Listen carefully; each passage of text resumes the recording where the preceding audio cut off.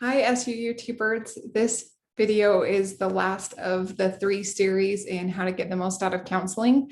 And it's the third video, which is going to be discussing discharge or termination. So at the end of therapy, how to kind of know when or how to end therapy, and kind of what discharge or termination planning could look like, and questions to ask yourself, and how to kind of get the most out of that ending period and possibly between episodes of therapy, and kind of how to think about all of that. So I'm going to screen share real quickly with you and we'll talk about some of that. Okay, so the first part we're just going to kind of talk about is how to know when to end therapy. And obviously these videos are intended to help maximize your resources at CAPS. And so I'll be speaking specifically about, or more specific to, therapy at CAPS.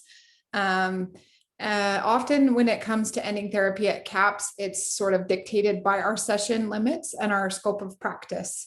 So because we have a ton of students and not a ton of therapists, and a lot of requests for counseling, we're sort of limited by the amount of sessions that we are able to provide based on weight limits and just our scope of practice. And so that tends to be one of the main reasons why people are ending therapy, but there's also a number of other reasons.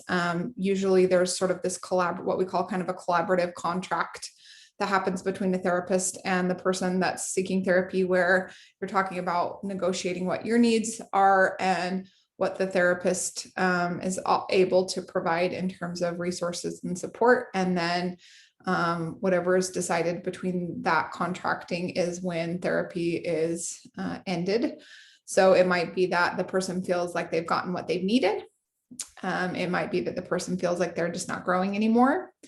Maybe they feel like they're not being challenged anymore. They've met all their goals or most of their goals. They've solved sort of the initial, a lot of times at CAPS, students come in with kind of an immediate crisis and or immediate challenge that they are facing. It might be a particular course that they're studying that's causing them a lot of stress, or a particular family dynamic that's going on. And when that's resolved, they feel like they've gotten the support that they've needed. There's other things they want to do with their time. A lot of therapy relationships at CAPS are dictated by semester deadlines and timelines. So maybe you come for an episode of treatment and then it comes summer and you go home and you take a break that way, and or you graduate. That tends to be a lot of the reasons that therapy ends as well. It might be that you want to try something different. Therapy breaks are reasonable, and one reason that therapy ends. It might be that you're tired and it just doesn't feel like you're able to put into therapy what you need to really maximize its usefulness. It's summer and you want to have fun, and maybe you want to avoid your problems. This is something I took from a resource called Therapy Den, and they talked about how avoidance is a perfectly legitimate reason to stop seeing a counselor. And it can be important to just be explicit about that and to recognize that and to really be honest with why you might be ending therapy, and to ask yourself if ending due to avoidance is what you need, and or if when we feel avoidance, if approaching the problem isn't actually what we need. So one way I like to think about therapy, and I heard this from someone over the years and I can't give them credit because I don't remember who it was, but is to think of it sort of like dental work, which those of you who have had really hard therapy sessions might agree with me that it can feel like a root canal sometimes. But more what I mean is that just like with our teeth, we're using them every single day, multiple times a day. And so we do things to maintain our teeth, right? We brush them every single day. So our teeth require daily maintenance. And then sometimes they require higher levels of care, right? So sometimes we have to get cavities filled. If we ignore those, sometimes then we have to get root canals, and so on and so on. So that can be similar to mental health. Mental health, we use our brain and our health, our mental health is being challenged and exposed and worn down every single day. And especially as students, it tends to go in these really acute phases during the semesters, and then maybe it gets a bit of a break. And so if we don't address that, or we don't know how to, or we don't have the resources, sometimes students are accustomed to kind of putting off their mental health when they're really just trying to get through the semester. And then when they come up for air, they're like, oh dear, I got to address some things, or vice versa. If we don't, then we might need higher levels of care. And so I think it's been normalized in the teeth world that, you might get a cavity filled and it serves you for a while. And then since you chew on it all the time, or because that's a temporary sort of a support, that you might need it filled again later down the road. And we might get bugged by that or frustrated by that, but I think that process has been somewhat normalized. And so we're not like, what's wrong with me that I need another cavity? Whereas in the mental health world, I think a lot of times we think, okay, I'm going to get this dose of therapy, vitamin therapy, and then I'm going to be good to go. And I hope I never need it again, right? People are like, I'm in therapy. And then it's like, I hope I never need it again. And then it's like, I'm back in therapy.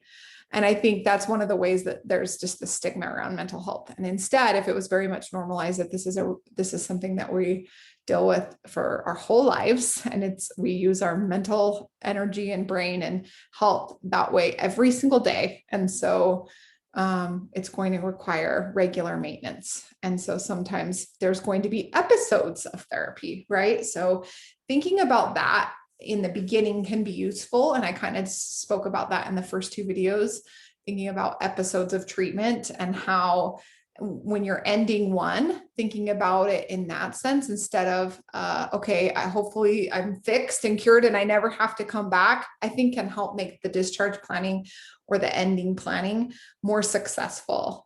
So it might be like, what have I done in this? What kind of cavity fillings have I gotten done? And what might I need in the future? When you go to a dentist, he might say, yep, we'll do this feeling, but we weren't able to completely address maybe this part of the tooth because of some enamel issues or whatever.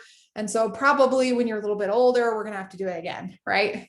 Sometimes your therapist can forecast some of that stuff. It's very common for me to see students where we have a certain amount of sessions that we agree to meet. And then, we're doing kind of maybe what we call psychoeducation, where I'm educating the student on a particular area of challenge for them. Maybe it's about anxiety or test anxiety or something like that, or it could be around trauma. And so we spend that first episode of treatment learning about those things. Maybe I'm teaching them about certain coping skills, strategies, things like that.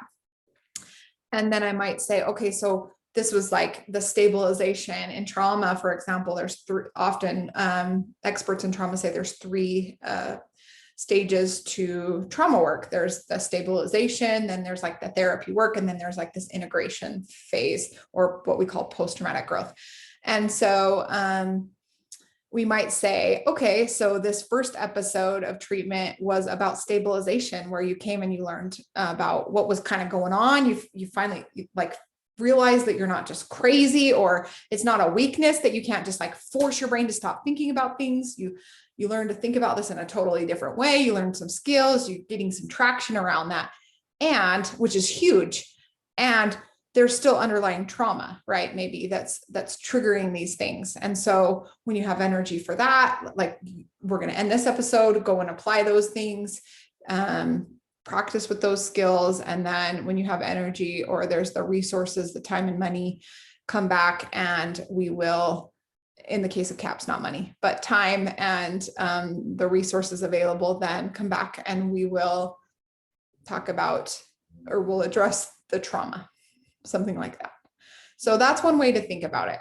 And so we'll cover that a little bit more in depth in a minute, but I wanted to just kind of explain a framework for how I like to think about therapy that can help us kind of talk about how to best plan for the ending part of therapy. How to end therapy. I myself have practiced ending my own therapy, and the best way I want to end therapy is just not show up. There's something about feeling like maybe I'm letting my therapist down, maybe I'll hurt their feelings, maybe I'm really not done, or maybe saying I'm done means that all of a sudden I'm going to have this surge of mental health struggles and, not be done. So normally that's just basically about, I think that's about a normal response to approaching your own treatment. But again, back to this idea of like, you're the expert of your own life and you're the employer. So I think the best way to end therapy is to be transparent about it, talk to your therapist, ask for feedback. Your therapist will likely ask for a termination session. So it's usually not preferred to, like, at the end of a session, say, okay, I'm done with therapy and I'm not coming back ever again. Even if you're not having a positive experience, I think it's typically best to have a termination session where some discharge planning takes place. Again, it's your right not to do that. You can decline that. Your therapist will likely ask for something like that. The termination session can look different for every therapist. And it might look more or less informal than how I talk about it. These are just some general ways that it's often talked about or looked at. We kind of talk about maintaining your gains. So you might talk about some areas of growth that you had in the session, in the therapy episode that you just had, things that worked for you, things that didn't work for you, areas of future growth. You might get a referral out to other or recommendations or referrals out to other treatment modalities that might help or support between session or episodes of treatment. And I'll talk more about that in a minute. The other part of a termination session and discharge, and this is why I think it's often helpful to go to a termination session, even if you didn't have a positive experience with your therapist, is because it's an opportunity to say goodbye. And in our everyday lives, I think it's very common for us to not get that experience, to have sort of a healthy ending to relationships. And this is a way to do it in sort of a deliberate, honest way. And so the ending of therapy can absolutely create mixed feelings. It can be common for you and or your therapist to cry.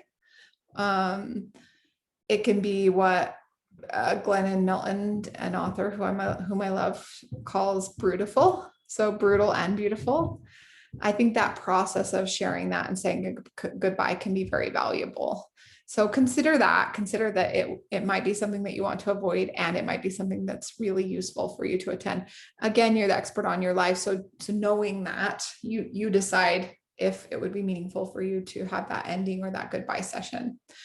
It can be helpful to have a discharge plan, and therapists vary in the degree to which they're formal about discharge planning.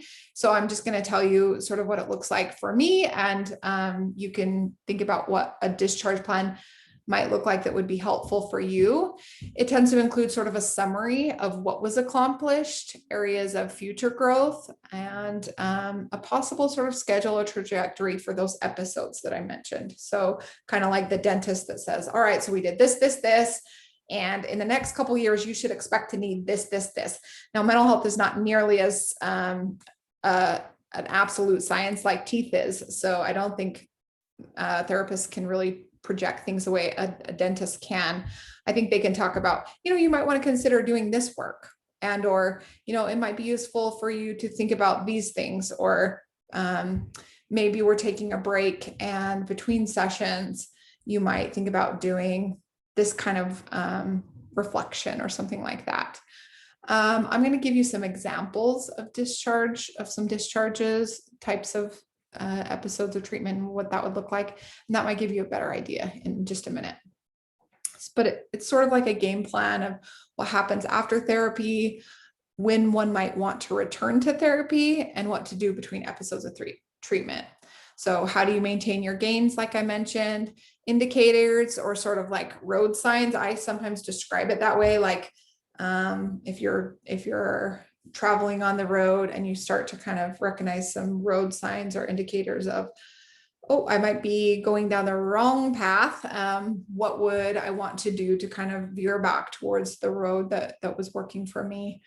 An example of that can be like, Well, when I was feeling healthier, I was meeting up with my friends a couple times a week, and I haven't been out very much in the last several months. So maybe I'm not, maybe I'm getting a little depressed and I'm not as aware of it as I should be.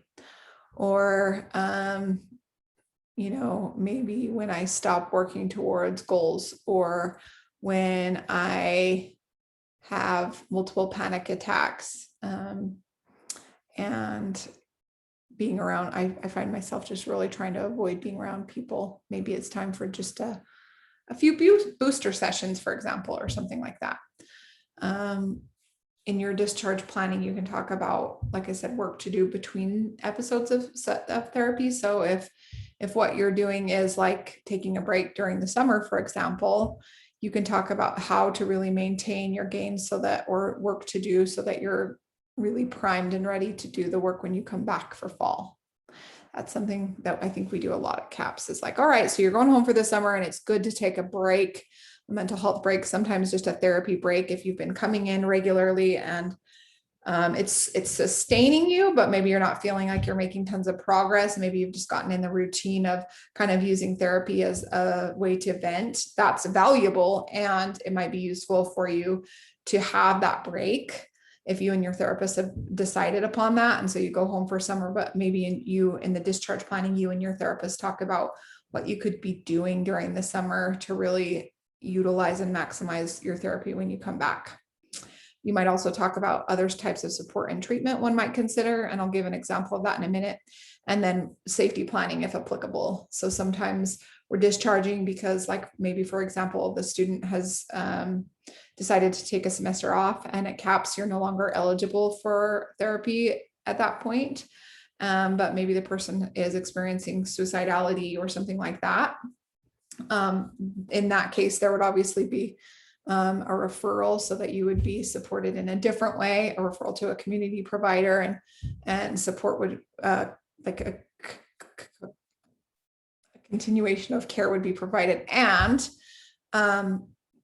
that's just one example, but the idea would be that we would talk about safety planning. So, you know, if you found yourself in this sort of situation, or if you're experiencing these kinds of ideation or thoughts, then what would be the plan or the steps that you would follow, right? And this is a very common thing that we do for people who aren't even discharging, just certain types of safety planning, so that students know exactly what to do when they're feeling like they're in crisis or unsafe.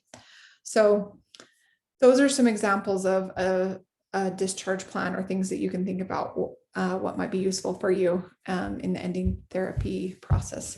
So here's some examples just to give you an idea of what you might be needing if you're in between sessions, or if you're thinking about how to structure your own therapy.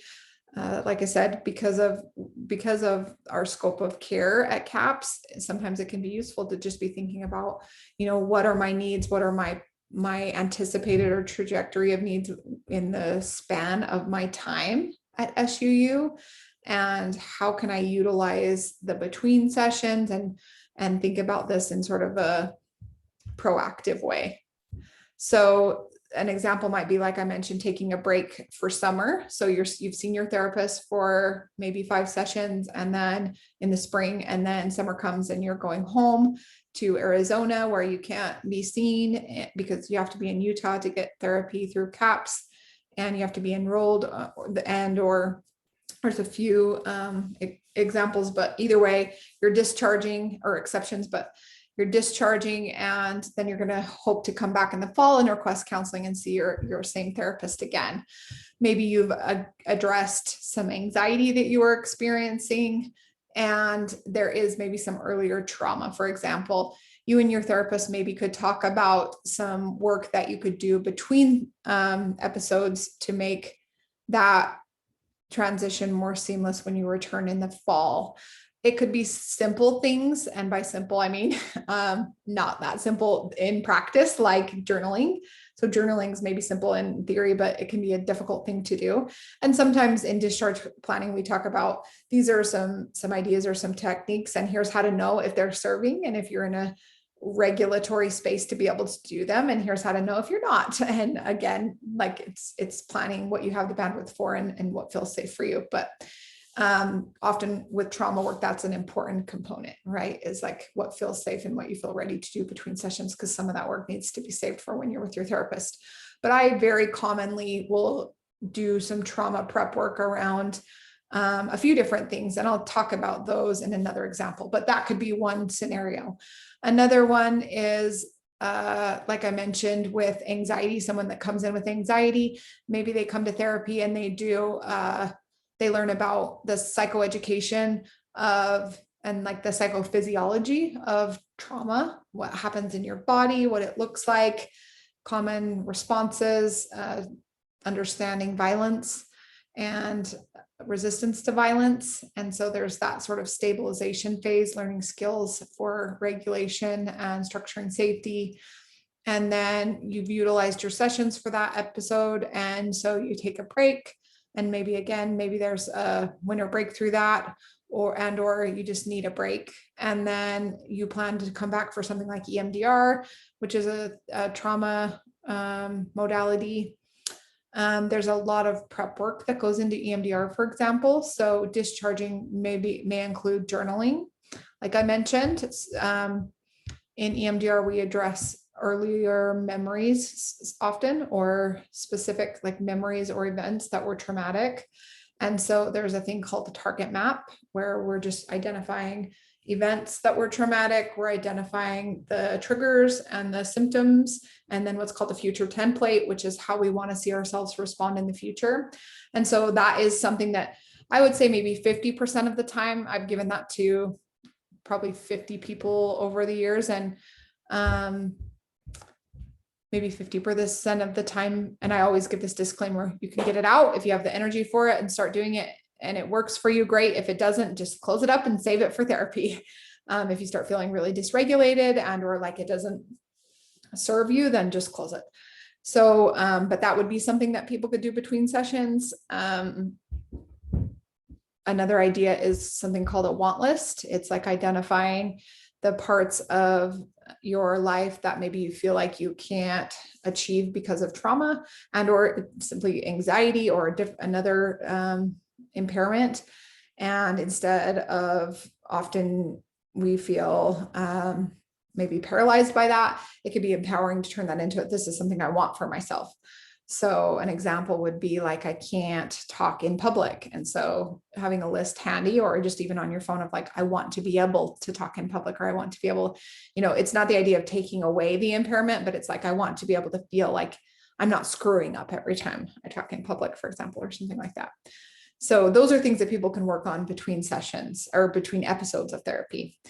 Let's say another scenario is if you've reached session limits and at CAPS. And so discharge planning could look like, do you want to continue your work at, like, do you want to take a break and then maybe request in the fall or something like that? And, or do you feel like you need a higher level of care or longer term therapy? And would a community provider be more sufficient to meet your needs? And that's often a conversation that we're negotiating in that collaborative contracting throughout the therapy relationship. But that can be something that's also discussed in discharge planning.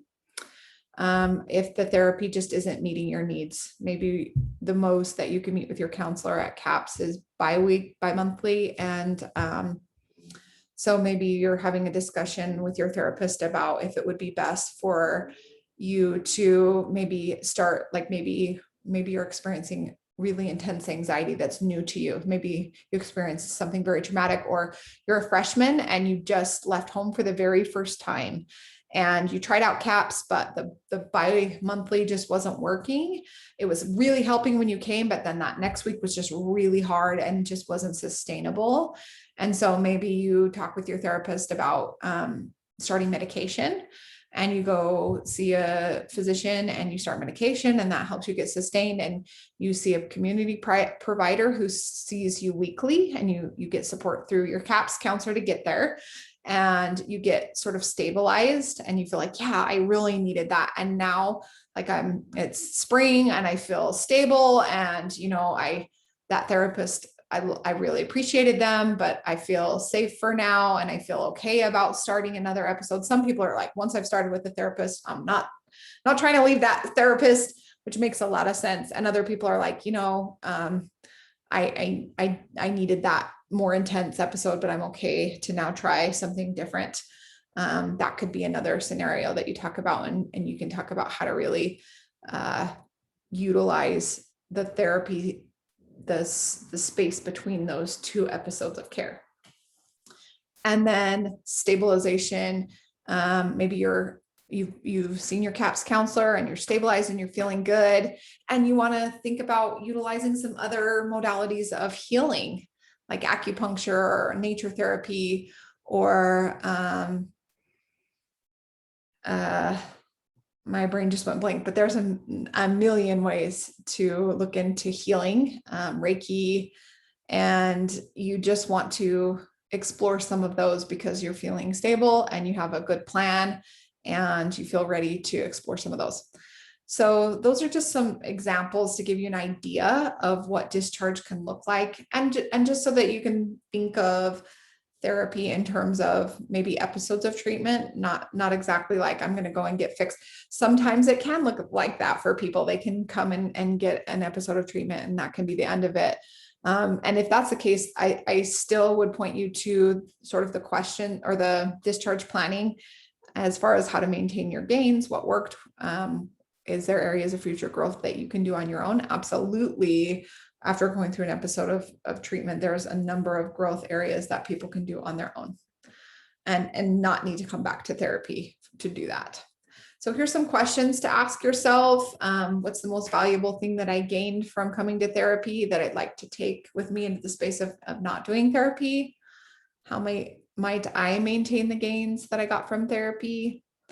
What are some indications that I might need some additional support after ending therapy, or like need to come back to therapy? What is one area I'd like to continue to grow in outside of therapy? What's something I know now and want to make sure to remember after it's been some time after doing therapy?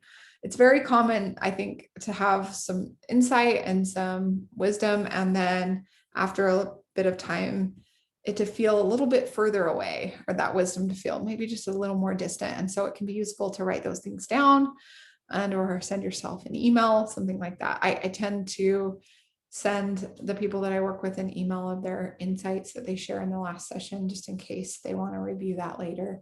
And it wouldn't hurt for you to write those things down for yourself or email yourself. So I hope that's helpful in terms to give you an idea of kind of that ending part of therapy, just as another skill in terms of the roadmap to therapy and what to expect from therapy. And so that you can really just kind of get the best bang for your buck. And I will leave in the comments the other two videos, or make sure you check out our other two videos. And in the comments, I'll leave some of our other resources, including like what to do when you're waiting for therapy and our toolkit. So make sure and check those out and have a great day. Thanks for watching.